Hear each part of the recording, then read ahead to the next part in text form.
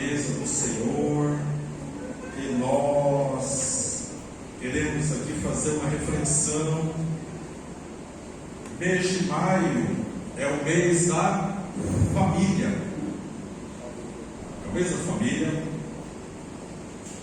Comemora-se também no segundo domingo, o Dia das Mães, e nós queremos assim fazer uma reflexão sobre a nossa vida como filhos de Deus, antes da gente cear, amém?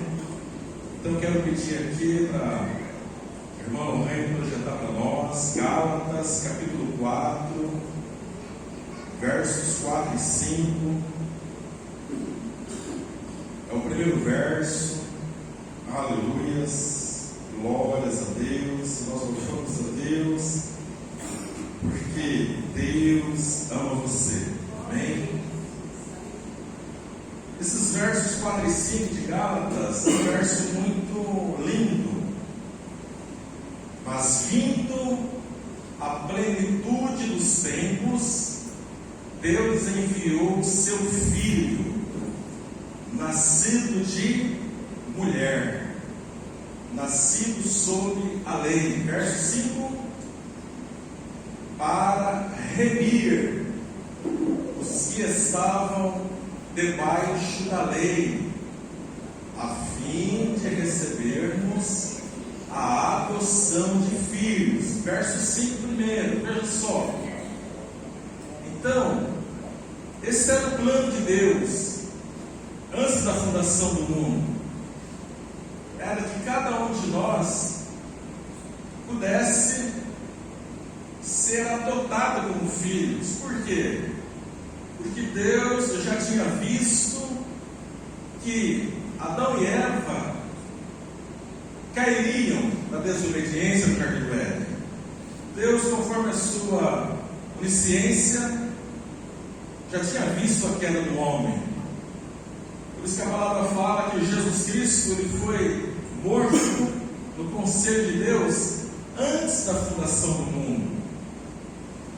Então aqui, o plano de Deus era que Jesus Cristo se apresentasse para remir homens e mulheres que estavam debaixo da lei. Por quê?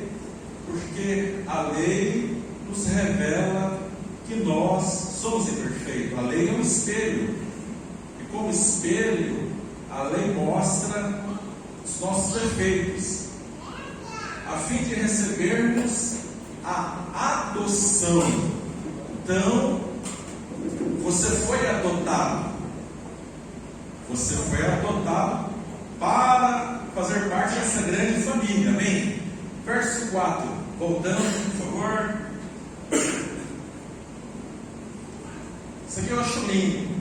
Mas vindo que a plenitude dos tempos, Deus enviou seu Filho, nascido de mulher, nascido sob a lei. Então olha só, presta atenção.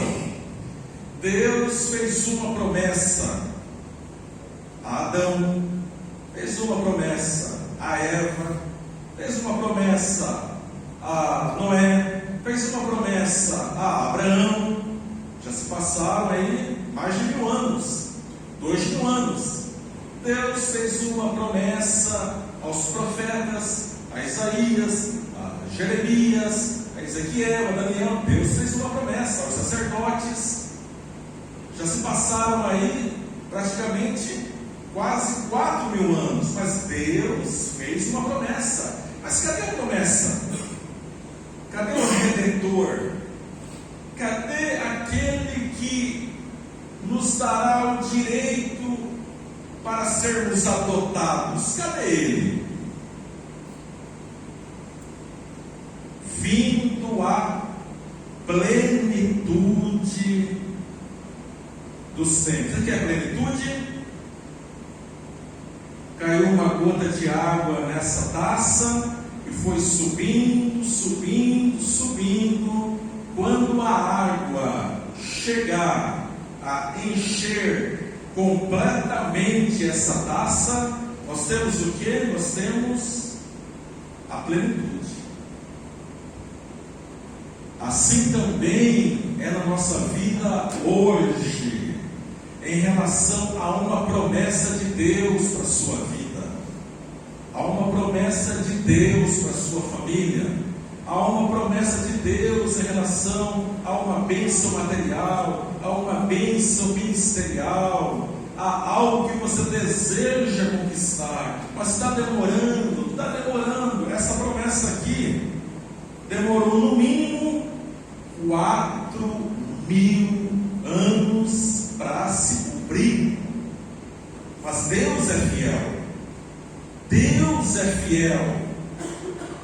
Quando chegou a plenitude dos tempos, encheu a taça, o tempo determinado no plano de Deus chegou. Meus irmãos, 4.000 anos, a gente pode viver 100 anos nessa terra, 100 anos, mas o último dia vai chegar. Não tem escapatória, o tempo não para. O último dia vai chegar. Então chegou o último dia desses 4.000 anos, onde ele fez a promessa para Adão e Eva, rasgando, matando aquele cordeiro lá no Jardim do Éden, derramando o sangue daquele cordeiro, fazendo roupas para Adão e Eva com a pele daquele animal, mostrando o Redentor virá para encobrir a vergonha espiritual que vocês acabam de ministrar sobre todas as gerações que nascerão nessa terra. Então, vindo a plenitude dos tempos, chegou o momento, chegou o dia, chegou a hora. Deus enviou o seu Filho, nascido de mulher, aleluia, amém? Então, a sua hora vai chegar, meu irmão. A sua hora vai chegar, minha irmã. Pastor, mas está demorando. Olha, Deus me fez uma promessa, já tem há 1 ano, já tem 2 anos. Abraão esperou 25 anos, a promessa do filho, por aí vai. José esperou praticamente 13 anos ali no cativeiro, uma vida toda cheia de coisas malucas na sua vida. José, filho de Jacó, lá no Egito, para se tornar governador do Egito. Então, quando chegar o meu tempo, quando chegar a plenitude do tempo de Deus para a minha vida, a plenitude do tempo de Deus para a sua vida, a plenitude do Kairos de Deus para a sua vida, ninguém vai segurar. Quem impediu Jesus de nascer da Virgem Maria? Quem? Nem o inferno, nem Lúcifer, nem o demônio, nem o rei, nem o governante impediu, meus irmãos, porque chegou a hora determinada. Amém? Então, descanse, fique em paz, que a sua hora vai chegar. Mateus capítulo 28, lá no verso 18, faça favor, coloca lá 18. Chegando-se Jesus falou-lhes dizendo: aquele que foi prometido já nasceu, já cresceu, foi perfeito, já cumpriu a lei. Aquele que foi prometido, nascido de mulher, ele já foi morto, foi crucificado, foi sepultado, ao terceiro dia ressuscitou, e aqui ele se apresenta agora aos seus discípulos: é-me dado todo o poder no céu e na terra. 19. Portanto, ide, fazei discípulos de todas as nações, batizando-os em nome do Pai, do Filho e do Espírito Santo. Até aqui. Então,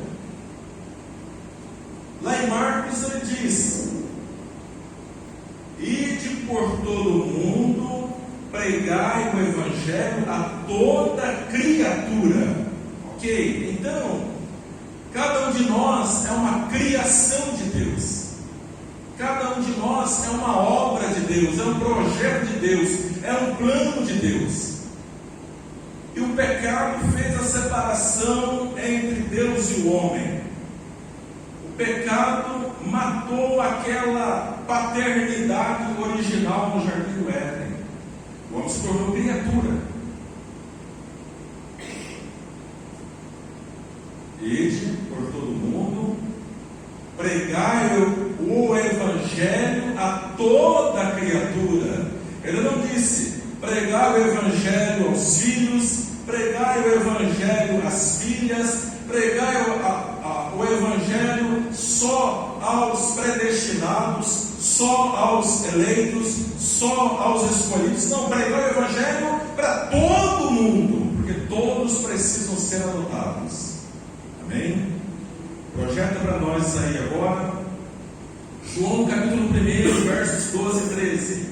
Em João capítulo 1, versos 12 e 13: mas a todos quanto o receberam, deu-lhes o poder de serem feitos, de se tornarem filhos de Deus, a saber, aqueles que creem no seu nome. Então aqui, veja só, todo homem, toda mulher que faz uma aliança com Deus através de Jesus, recebe o milagre da adoção, milagre de filiação, são feitos filhos de Deus, porque creem no nome de Jesus. Verso 13: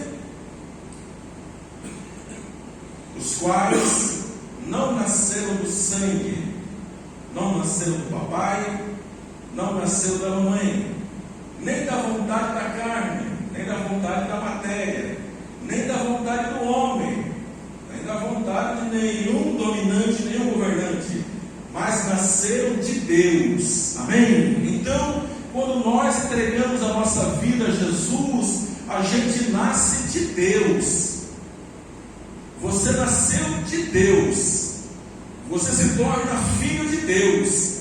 Você que era uma criatura, deixa de ser simplesmente uma criatura e passa a ser filho. Você tem um pai, você começa a desenvolver um relacionamento de amor com o seu pai. Amém? Romanos capítulo 8, versos 14, 15 e 16. Romanos 8, 14, 15 e 16. Porque todos, olha só que coisa linda, tremenda, porque todos os que são guiados pelo Espírito de Deus, esses são filhos de Deus. O que acontece quando a gente entrega a vida a Jesus? O Espírito Santo nos sela, entra em nossa vida. Ok? O Espírito Santo começa a fazer em nós uma obra. O Espírito Santo é mestre, é professor, é um aio, é guia. Ele é o nosso guia. Então, todas as pessoas que são guiadas pelo Espírito de Deus, pelo Espírito Santo, essas são filhos de Deus. Próximo verso 15. Porque não recebestes o espírito de escravidão, para outra vez estar em temor, mas recebeste o espírito de adoção de filhos, pelo qual clamamos: Abba, Pai. Então, quando nós entregamos a nossa vida a Cristo, o Espírito Santo entra em nosso ser e nos ministra essa verdade espiritual. Eu tenho um Pai, Abba, Pai, ou papaizinho, ou paizinho. Agora você tem um Pai, porque você é filho. Agora você, não importa a sua história de vida, verdadeiramente você tem um Pai espiritual que te ama, e pensou em você antes da fundação do mundo. E o próximo verso, 16: o próprio Espírito testifica com o nosso espírito que somos filhos de Deus. Por isso que cada um de nós em Cristo tem essa segurança espiritual. Eu sou filho de Deus. Não é um chavão, não é um lema, não é como se diz, um título popular da igreja. Não, nós somos filhos de Deus porque dentro do nosso ser o Espírito Santo testifica ao nosso espírito, testifica ao nosso coração que verdadeiramente somos filhos de Deus por causa de Jesus Cristo. Ele ministra em nossa vida, Ele testifica em nossa vida, ok? Então, essa certeza de filiação que você precisa ter, não vem simplesmente do seu líder espiritual, do seu pastor, do seu cônjuge, ou da sociedade, ou da religião, não. Essa segurança espiritual vem do próprio Deus, na pessoa do Espírito Santo.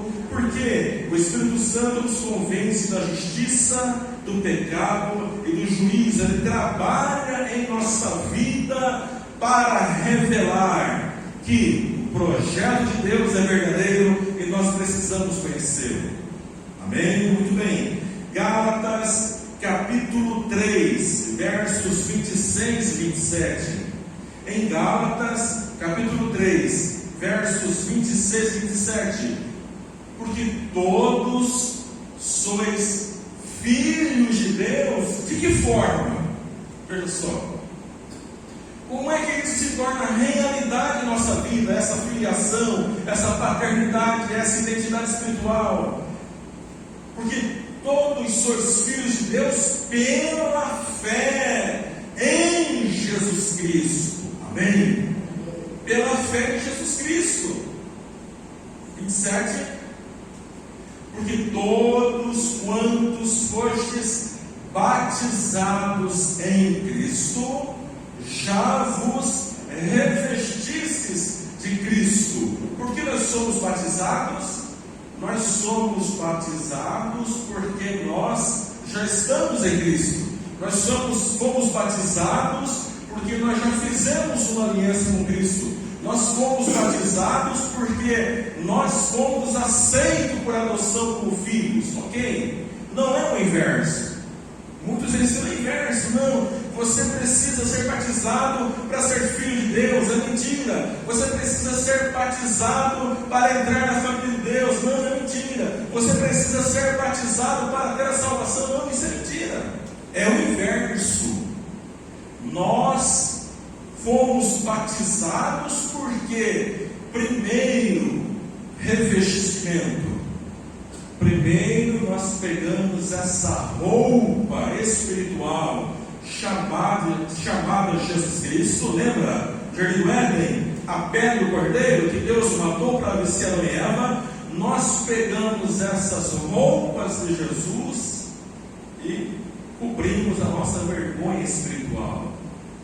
Depois que nós cobrimos a nossa vergonha espiritual, a gente passa pela água do batismo, que simboliza que nós morremos e ressuscitamos.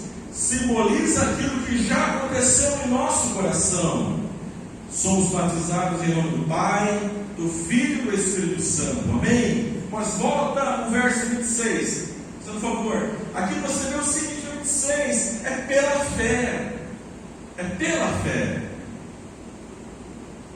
Não é como se fosse uma torcida. Eu vou torcer para ser filho de Deus, eu vou torcer para eu entrar na família de Deus, eu vou torcer para entrar no céu. Não, é através da fé que nós conquistamos o sobrenatural em nossas vidas. Amém? Glórias a Deus, aleluias. Filhos de Deus. 1 João 3,10, estamos terminando. 1 João 3,10. Olha só, algo muito sério. meus amados irmãos do jardim, são manifestos os filhos de Deus e os filhos do diabo. Então a palavra de Deus, ela não vai esconder nada de nós. Nisto são manifestos os filhos de Deus e os filhos do diabo. Deus tem filho, legal. O diabo tem filho? Tem. Filhos espirituais? Tem. Então já, em princípio, não é um problema nosso, é um problema estrutural da espiritualidade do universo, mas tem. Qualquer que não pratica a justiça e não ama a seu irmão, não é de Deus. Presta atenção. Se a gente não prestar atenção, a gente lança tudo em boas obras.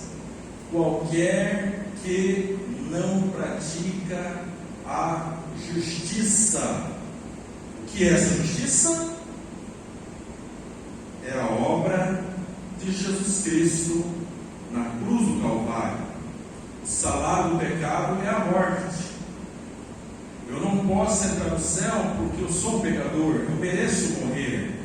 Deus requer uma justiça para o pecador. Deus requer uma justiça para o pecador porque existe uma dívida. Jesus Cristo se apresentou e pagou essa dívida. Então Jesus Cristo é essa justiça. Essa justiça significa crer em Jesus, e essa justiça também significa uma vida de bom testemunho, uma vida reta, uma vida piedosa, justiça. Para nós, cristãos casados, que temos uma família, não adianta em casa eu espancar os meus filhos, eu espancar minha esposa com palavras ou fisicamente e chamar isso como uma prática de amor, de justiça do reino de Deus. Está entendendo? Isso não é praticar a justiça. Ok? Então não é simplesmente nós estarmos em Cristo. É como um pensamento. Achei interessante. Quando nós oramos, quando nós buscamos a Deus em oração, isso muda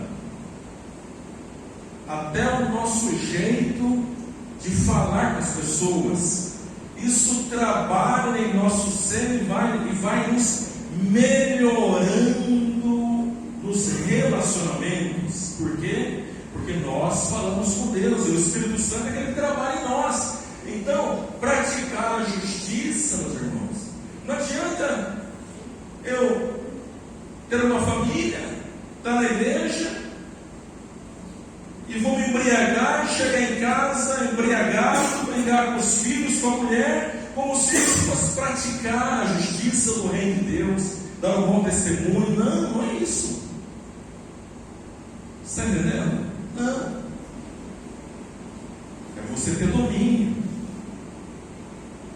Porque aquele que está em pé, cuidado para que não caia. Então, praticar essa justiça revela se a gente é filho de Deus ou filho do diabo.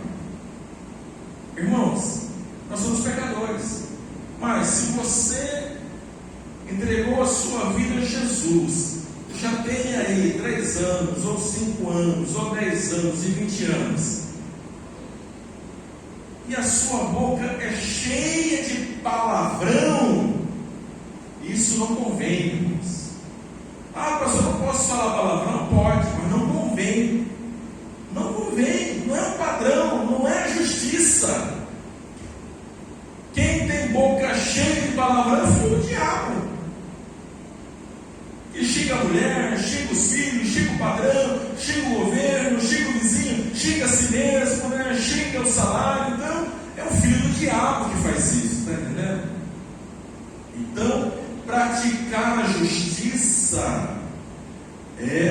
medida do possível, a gente permitir que o amor de Cristo transforme o nosso ser, para que a gente seja capaz de praticar esse amor na nossa vida diária. Por isso que fala aqui, e não ama a seu irmão.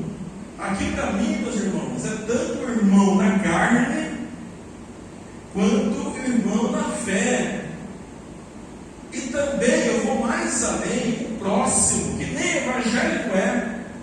De repente é alguém que não tem a Deus, que só vive praticando a justiça, mas você não pode odiá-lo, você não pode retribuir o mal que ele faz com o mal daqui para lá, não, porque isso não é praticar a justiça. Então,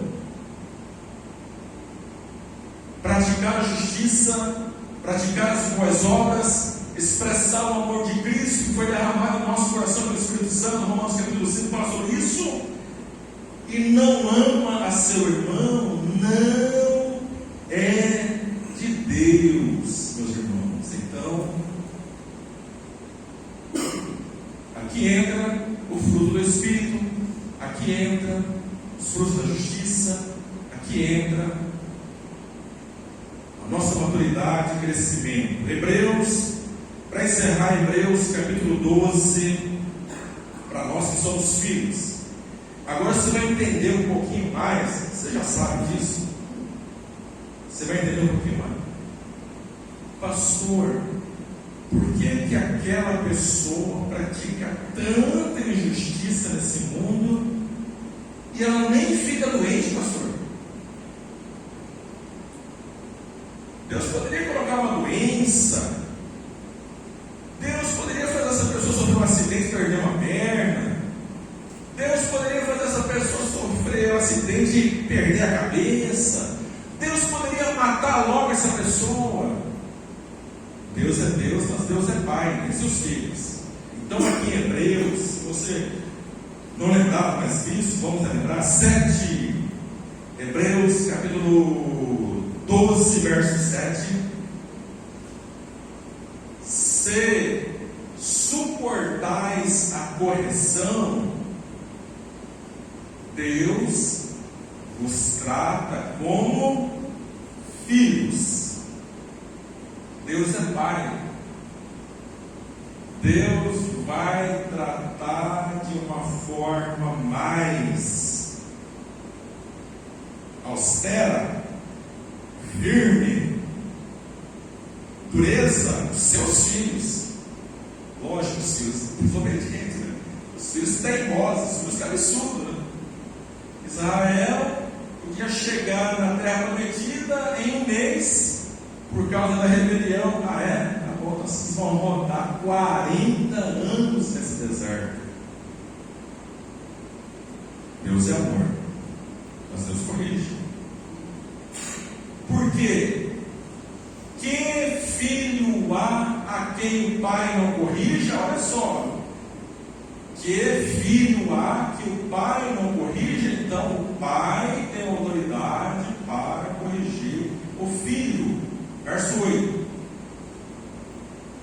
Mas se estais sem disciplina, se estais sem correção, se estais sem sofrer nenhum agravo no seu dia a dia, pastor, olha, eu tenho praticado cada coisa cabeluda e não acontece nada comigo. Olha, então, se tem algum membro de igreja desse mundo afora assim, de repente nunca nasceu de novo, só é membro de igreja, de repente não é filho, é só uma criatura ainda vagando dentro da igreja. Porque se estáis sem disciplina, da qual todos são feitos participantes, sois então bastardos e não filhos. Entende por que você vê tanta injustiça nesse mundo? Que o salmista fala? Não tenhas inveja do ímpio que prospera em seu mau caminho. Ele não é um modelo, ele Ele não é um padrão. Por quê? Porque ele não é filho. Ele não é filho. Irmão, se tiver um tiroteio, se tiver um desviado ali que é filho, e se tiver uma bala perdida, essa bala perdida vai pegar primeiro quem? Vai pegar primeiro esse filho rebelde. Pode escrever. Porque é filho. Deus vai poupar o ímpio e vai matar o filho. Então, se você está sem disciplina, da qual todos são feitos participantes no reino de Deus, então sois bastardo e não filhos.